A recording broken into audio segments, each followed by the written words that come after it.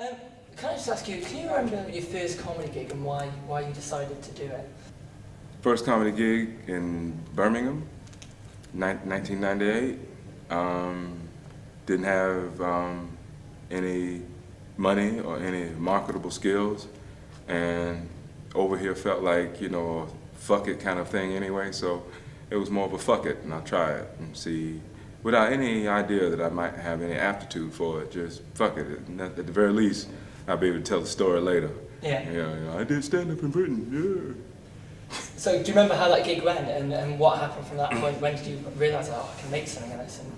I was pretty lucky. I mean, like a lot of comics, they have a love of stand-up before they get in it. They've been watching it for a while, and it's something that they wanted to do. I was just kicking it, and the audience knew that it was my first time, so they were really quite generous. But I did, in my first 10 minutes, with my 10-minute set, I did about 3 or 4 jokes that seemed to shake the room up pretty good. And crucial, because since I didn't come in wanting it, if the first gig hadn't gone well, I might not have done it again. But since it went well enough, I thought, and I did maybe 5 or 6 gigs before I eventually wrote a set. Because I didn't have any jokes in the beginning, just attitude and an accent. And so that's how it pretty much came about. So what advice would you give to kind of young stand-ups trying to get into it? Try not to get anybody pregnant early. Try to move as far away from home and all that's familiar, at least for a year. Doing that, you'll be free to create whatever identity for yourself that you wish. Because staying with what's familiar, you're encouraged to always be what you've been. And have every new experience that you can. Embrace it and explore it, the good ones and the bad ones. Fun, wonder, grief, experience what all those emotions have to offer. And it'll give you some grounding in when you're talking about a subject. It's not just being funny. You can just be funny.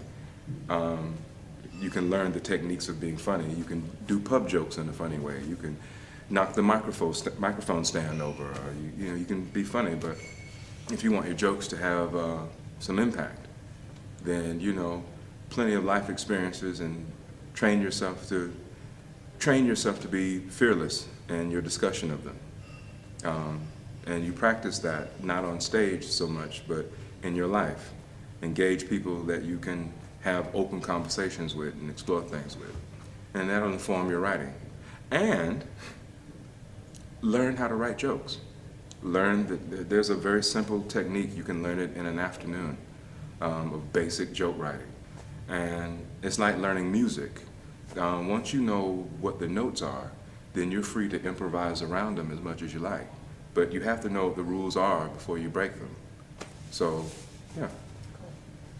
What personally do you find funny? I mean, what makes you laugh? And also, as a child, do you remember the first thing that really made you laugh, or were you into comedy when you were younger? Absurd things make me laugh. Farting makes me laugh. When I fart, I piss myself. And particularly if I fart and it's around someone who gets really upset about it, I'm in tears then. There's something about the agony of someone else, because there's certain people, like I've gone out with certain women who it's really upsetting to them. And it's so absurd to me that a bit of invisible smelly wind could upset you like this, So that, I might have revealed too much then. I like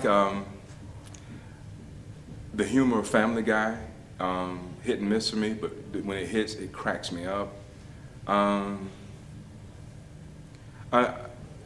It's odd because like my style of comedy and what I do that makes me funny is not what makes me laugh necessarily. It's the way I do it, and I'm often surprised when people find what I say funny. But silly shit makes me funny, just ridiculous, So, but I like a range of things, man. What are your feelings on comedy being considered either cerebral or highbrow compared to, say, cheap and easy? Do you like to get a bit of both, or? Everybody's working their side of the street. When I was a younger comic, I was quite arrogant about comedy, as a lot of comics are. And that arrogance makes you feel like your way, your brand is the way it should be done, and that everything else is valueless or stupid. And the fact that someone else is doing comedy in a way that you don't approve of, it doesn't matter that 300 people in the room are laughing at them. They're stupid. And that's wrong. As I've gotten older, a lot of the people that when I came in to the comedy world with and I didn't respect what they did, I'm embarrassed about that now. I see the artistry and the technique and the work involved, and a lot of comics, they do what the great ones do. They make it look easy. And so yeah, for that reason, I like a lot of different comics for a lot of different reasons. And yeah, stuff like that. I saw you a couple of years ago here doing Edinburgh preview, I think, for Fuck You and the Age of Consequence, I think the show's called. It's a bit of a personal question, really. You talked about a Japanese film about a bus driver. I just wondered, what was the name of that film? It's called Bus 44. Bus 44. Oh, 'cause it's been driving me mad. I've been typing it into IMDb, trying to find it, so that sounds like a pretty wicked film. But also that show, I know I read a review by a guy called Johan Harry, and he actually described you as a black Bernard Manning. I just wondered how that made you feel, or what your response kind of is to that. It hurt for about 2 seconds, and around the third or the fourth second, I pissed myself. How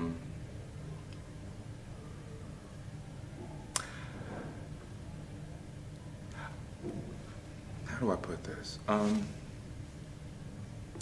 I like the idea of reviewers.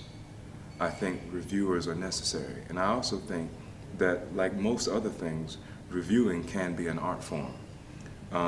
Pauline Kael, who used to review films, just an artistry. I love reading reviews of hers of films that I didn't even want to see. It's an art.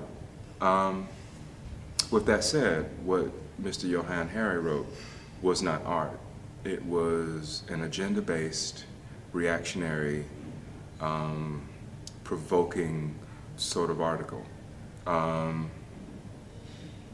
He went on a rant about what his perception of what I was doing, and his rant seemed to be written in such a way where he was writing it for people who he believed would agree with him. Homer Simpson in one of The Simpsons says, never say something out loud that you're not sure other people will agree with. And so within the circle of people that he's with and whatever, his opinion seemed right on. But his review contained no questions that he had about what I was doing, or he didn't have any structural analysis, or he didn't really even compare me to other people in the art form. So the review was poorly written. I don't have an edge against him. I don't dislike him. I just think he's a poor writer, and it's a bit embarrassment to people who actually do write good reviews. Okay, I mean, obviously, I just wonder what your opinions were on kind of offensive comedy or not, or what people perceive as offensive. And also, do you think as a black comic working to like a large white class audience, do you think that's always going to be an issue? And is there anything wrong with that being an issue? Or do you think kind of black comedians can get away with that? Because I mean, I think even Stephen K. Amos, who's more British than I am, he still kind of plays up to it a little bit. Do you think that's always going to exist, or do you think there's anything wrong with that always existing? Or?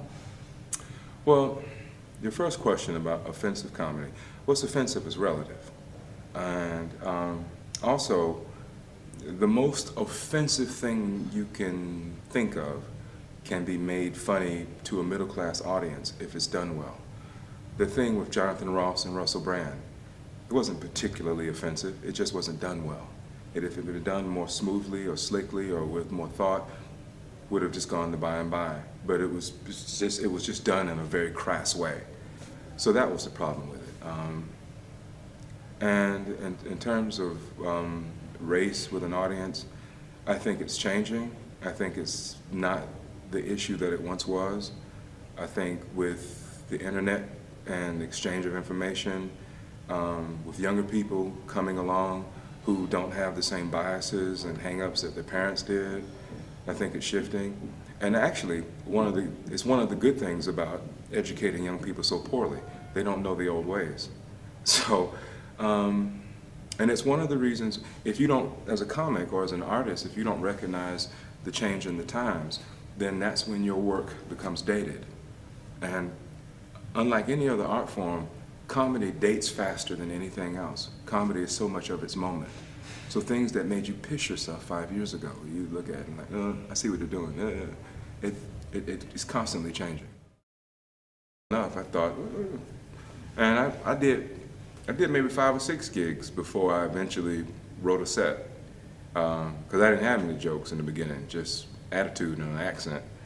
And yeah, so that's how it pretty much came about. So what advice would you give to kind of young stand-ups trying to get into it? Try not to get anybody pregnant early. Can I just ask you, can you remember your first comedy gig and why you decided to do it? First comedy gig in Birmingham, 1998. Didn't have any money or any marketable skills, and over here felt like, you know, a fuck it kind of thing anyway, so it was more of a fuck it, and I'll try it and see. Try to move as far away from home and all that's familiar, at least for a year. Doing that you'll be free to create whatever identity for yourself that you wish. Because staying with what's familiar, you're encouraged to always be what you've been. And what to do? I was just kicking it, and the audience knew that it was my first time, so they were really quite generous. But I did, in my first 10 minutes, with my 10-minute set, I did about 3 or 4 jokes that seemed to shake the room up pretty good. And crucial, because since I didn't come in wanting it, if the first gig hadn't gone well, I might not have done it again. But since it went well, without any idea that I might have any aptitude for it, just fuck it. At the very least, I'll be able to tell the story later. Yeah. You know, I did stand-up in Britain, yeah. So do you remember how that gig went and what happened from that point? When did you realise, oh, I can make something of this? I was pretty lucky. I mean, like a lot of comics, you know, they have a love of stand-up before they get in it. They've been watching it for a while, and it's something that they want